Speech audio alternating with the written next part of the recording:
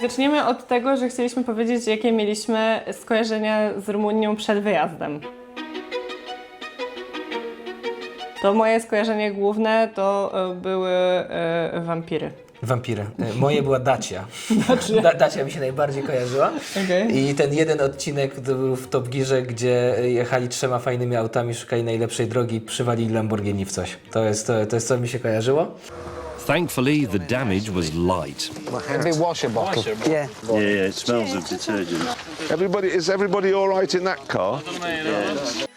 No i raczej kojarzyło mi się z biedą i komunizmem też, bo tak jak my mieli komunizm i też mi się to kojarzyło, że przez to trochę byli do tyłu względem innych zachodnich państw.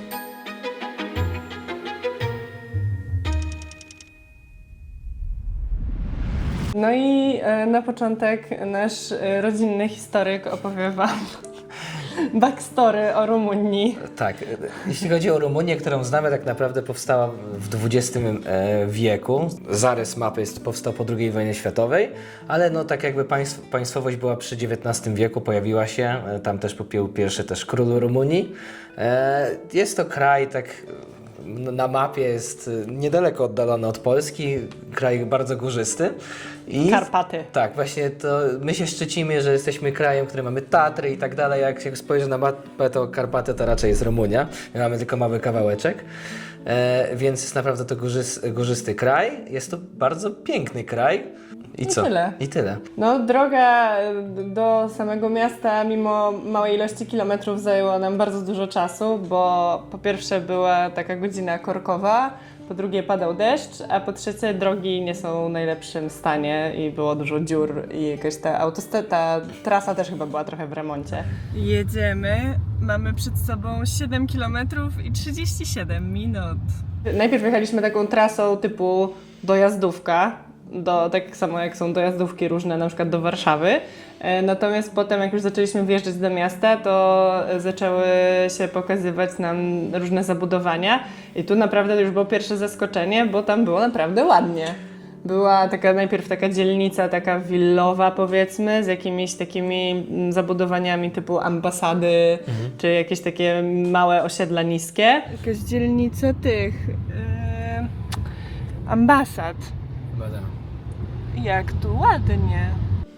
A potem już im bliżej centrum zaczęły się pokazywać takie zabudowania typu Plac Konstytucji w Warszawie, czyli tak zwany socrealizm. I takie zabudowania mocno komunistyczne po prostu. Tak, od razu mi się kojarzy tutaj fragment z filmu Killer. Jak widzieliśmy też taki budynek, który wygląda jak Pałac Kultury, tylko taki zmniejszony, jakby w połowie przecięli go i tak tylko czubek. To wygląda jakby ktoś wziął Pałac Kultury i tą górną część wcisnął w tą dolną. Mają rozmach, skurwysyny. No, od razu jak tam dojechaliśmy, to zgłodniliśmy, więc musieliśmy pójść do restauracji. Restauracja nazywa się Karucebere. Mam nadzieję, że dobrze czytamy. Chyba, tak to się mówi. I jest to restauracja z końcówki XIX wieku. Jest naprawdę piękna. Cały budynek w ogóle jest należący do tej restauracji. Ona jest dwupiętrowa. Nazwa to się tłumaczy na wóz z piwem, coś z piwem. Bere to piwo. Bere to piwo oczywiście. No i na miejscu mamy bardzo tradycyjne rumuńskie jedzenie, wszelakie golonki, gulasze i różne takie rzeczy. Jest to zupa fasolowa w chlebie z cebulą czerwoną w dużej ilości. Nie wiem, czy wam to ugryźć jak jabłko, ale najpierw spróbuję zupy. Było bardzo, bardzo dobre. Tak, jedzenie było właśnie w takim stylu, takim jakbyś pojechał w góry, w Polsce w górę, takie tak. Mocno tłuste jedzenie, bardzo pożywne, dużo smaku, właśnie dużo tłuszczu, ale naprawdę wyjątkowe. Golonka chyba jedna z najlepszych, co jadłem w życiu. No. Ja jadłam takie mini gołąbki, też były mega dobre w sosie. Jedyny trudny moment to było, jak Rafał myślał, że chapnie sobie surówki z kapusty czy coś takiego, a okazało się, że był to tarty chrzan. Tak. Dobre, oprócz tego jak nie próbuję zjeść tego chrzanu na raz, jak myśli, że to jest kapusta tak na szybko. O Jezus. Bardzo dobre jest to, bardzo dobrze przyprawione, jest idealnie miękkie. Ta skóra jest i ciągnąca, i taka tłusta, i chrupiąca, tak widać. Nawet słychać. O, nawet mam podłączone. To wygląda jak ziemniaki, ale to nie są ziemniaki, to jest to coś innego. Polenta. I nie ma smaku. Kluczowy, myślę, był deser, który jest tradycyjnym deserem w ogóle w Rumunii. Deser nazywa się papanashi i to są, słuchajcie, pączki. I to albo są takie duże pączki wielkości, jak u nas pączki na tłusty czwartek, ale są też w jednym miejscu, a w innym miejscu też były jako takie kuleczki pączkowe. Natomiast kluczowe jest to, że one są z takiego ciasta trochę twarogowego. W sensie ma twaróg w tym cieście na pączki. No, wygląda to ciekawie. Jest pączek, a na nim jest krem i jakiś dżem i kolejny pączek. I są w śmietanie i jeszcze z dżemem owocowym i tam też nam się różne trafiły. Raz był z jagodami, raz był z wiśniami, raz z truskawkami. Z jagodami według mnie najlepszy, bo ta jagoda dodawała trochę kwaskowości, więc nie było to wtedy takie ultra słodkie. Natomiast myślę, że przez te 4 dni jedliśmy to co najmniej 4 razy. No co najmniej 3, bo wymieniałeś 3 smaki, no to już na pewno tutaj się sprzedaliśmy. Więc, ale Tak, naprawdę ale było... mega dobre, naprawdę polecam. Ja polecam to nie tylko jako deser, ale nawet jako śniadanie można to sobie wziąć. Jeżeli ktoś lubi Zrobiłeś na słodko, to raz. zrobiłem to nawet raz, więc polecam Ja na wzięłam jajecznicę, a Rafał wziął pączki.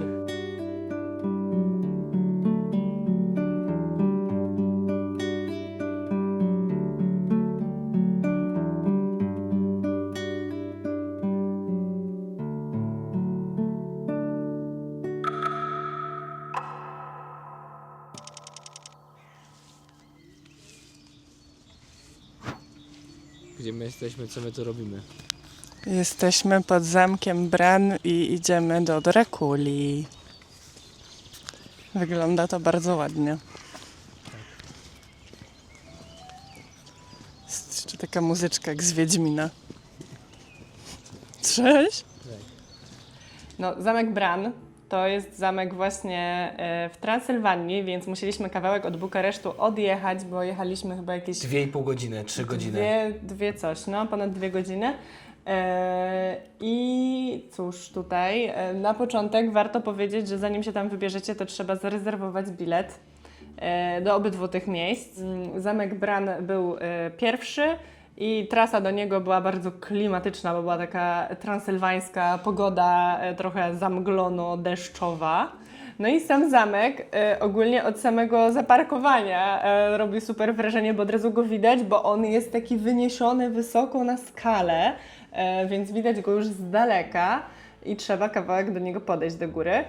Powstał w XIV wieku, no i tutaj wybraliśmy opcję wycieczki z przewodnikiem, więc poznaliśmy dokładnie całą jego historię. No, będziemy mieli przewodnika, to jeszcze posłuchamy. I albo będziemy nagrywali przewodnika, albo zrobimy potem zdestylowaną wiedzę całą. This was at the gate between Transylvania and Wallachia. The main idea was to protect the border of Transylvania from the incoming Ottomans from the south, from Wallachia.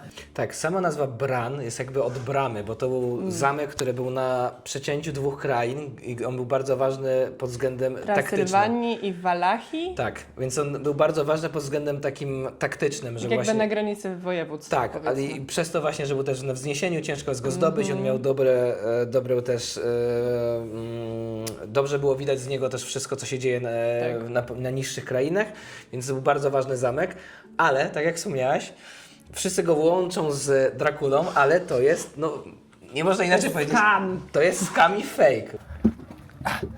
Zuza, ja się ledwo mieszczę. We're gonna find that place. On the hill, there's a road. Sorry? You can go by car on the hill. No, just by foot, just by foot. You can walk from here. We'll buy from here. Right there we got the brasciere, right? That's what the Ottomans used to do their tents. It's like a portable stove. I don't like this. Dracula to tak naprawdę jest nawiązanie do oczywiście książki, ale autor Bram Stoker tak naprawdę inspirował się Ryciną, ale Którą zobaczył tak, ale- w bibliotece, no. ale on inspirował się postacią Iwana Tepesza, czyli tak. byłego tam księcia, króla tamtych terenów, który właśnie żył w XV wieku i był znany z tego, że był Iwan Tepesz, a Tepesz oznacza palownik. Był znany ze swoich okrucieństw i z tego się narodziła idea może Drakuli. Bo on był znany właśnie z tego nabijania na pale i torturowania swoich przeciwników. Do dzisiaj właśnie jesteś z tego znany do tego stopnia, że właśnie powstała książka, która trochę się nim inspirowała. No tak. Tak. I sama nazwa Dracula jest bardzo ważna, bo skąd to się wzięło? Jego ojciec był Drakul z zakonu smoka i dlatego to... Czy miał ksywę Drakul, co oznaczało diabeł. Tak, tak. I Dracula to jest mały diabeł. Syn Drakul. Tak.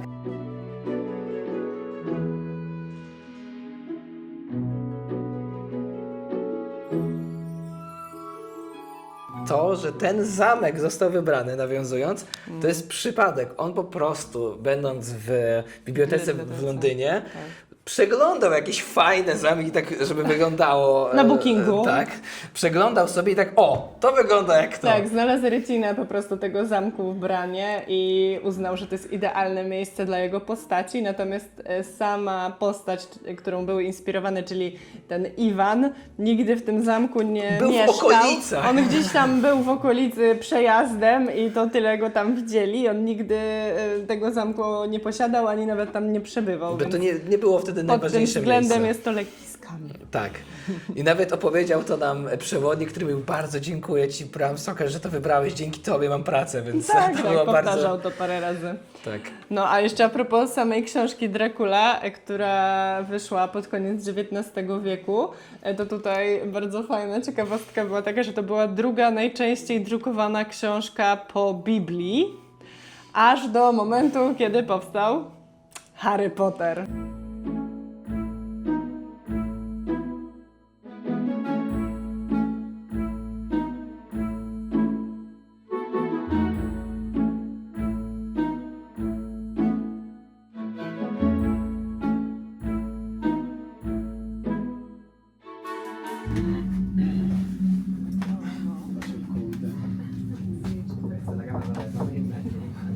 Mieliśmy też zwiedzanie jakby komnat o właśnie torturach, nawiązując do Iwana Tepesza.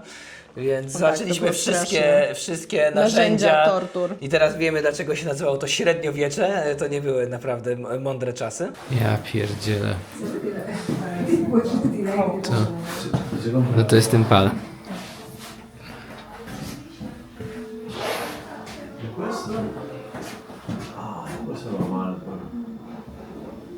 Ale to, że on to robił specjalnie tak, żeby minęło twoje kręgosłup i ważne organy, żebyś właśnie żył. I podobno to było z daleka słychać właśnie taki szum na początku, a potem się po prostu jęki było. No co to jest w ogóle? Interrogation seat. Która? Aha, no to wiadomo. Więc jak zaczęliście wszystkie narzędzia do wydłużania kończyn, wyrywania paznokci i innych tego typu rzeczy, albo bardzo niewygodnych krzeseł, to troszeczkę mrozi krew w żyłach. Tak, ale ogólnie polecamy i naprawdę polecam z przewodnikiem, jeżeli już się tam wybierzecie, bo bardzo dużo fajnej wiedzy nam przekazał i był bardzo miły. Okiem architekta perspektywy to same wnętrza nie są jakieś szczególnie zachwycające, bardziej ta bryła zewnętrzna jest bardzo ciekawa, po której ewidentnie widać, że ten zamek się cały czas rozrastał, że były dodawane kolejne bryły i on jest jakby posklejany z takich klocków, które obrosły tą skałę. Jest bardzo piękne patio z drzewem na środku, które dodaje bardzo uroku. Jest dużo wieżyczek, jakichś krużganków i tego typu elementów, więc jest, jeżeli chodzi o stylistykę, to jest to takie trochę romańskie, ale no, tam widać, jak dochodziły kolejne trochę bardziej gotyckie elementy. Co sądzisz o komnacie tortur? Crazy. ale bardzo mi się podoba Courtyard. Bardzo uroczy.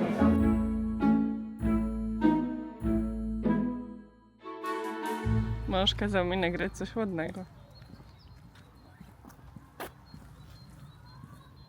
Ładny park. Ładny. Royal. Tak, tylko jeszcze jest...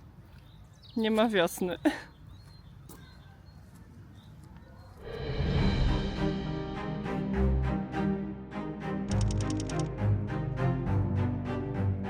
No i drugi zamek, który odwiedziliśmy, to trochę jakby już wracając do Bukaresztu, był po drodze, zamek Pelesz.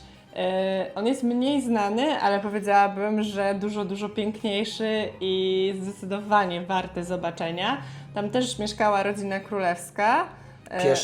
Pierwszego króla Rumunii, który swoją drogą pochodził z Niemiec. Tak. I tam mocno widać te wpływy niemieckie. Jakiś Fryderyk Wilhelm.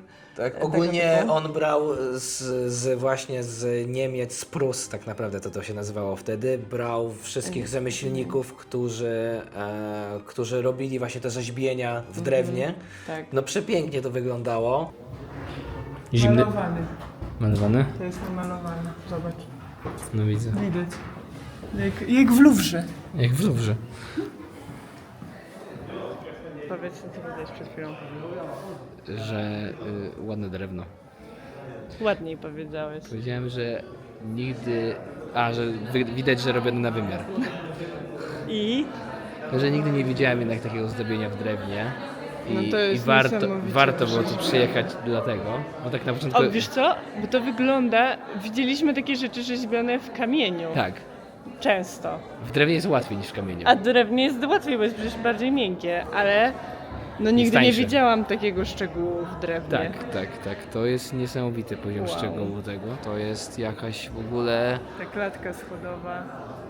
niesamowita Te sprawa. wszystkie tu sztukaterie. Tak, każda jedna No te rzecz. kolumny są Nawet taka, każda tutaj rzeźba taka, No nie? właśnie, to też jest z drewna, to jest niesamowite. To wszystko pasuje i to każda jedna rzecz. Niesamowite. Zdecydowanie bardziej spektakularny zamek, jeśli chodzi, znaczy pałac, jeśli chodzi o wnętrze. No, to była bardziej rezydencja. Tamten zamek Bran jednak był takim bardziej fortyfikacją, można na to tak spojrzeć. Więc na pewno polecamy obejrzeć oba zamki. Ten zamek przede wszystkim, jakby ja szłam z rozdziawioną buzią, bo tam było tak pięknie i były te sale tematyczne, które tutaj też może uda nam się pokazać. Elo. No, Ktoś lubił miecze tak. Nie tylko. i zbroje. Nie tylko. I co? Muszkiety i w ogóle.